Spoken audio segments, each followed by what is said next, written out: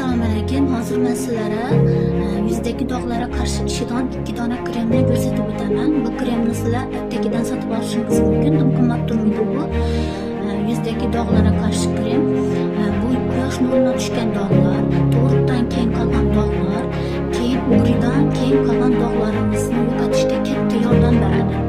Bu kremni bir nisbat aralashtirib, haftada 2 yoki 3 kun surtib yurish mumkin. Bundan ko'p surtib yurib bo'lmaydi. Chunki bu pastasi yuzingizni ham quritib verishi mumkin.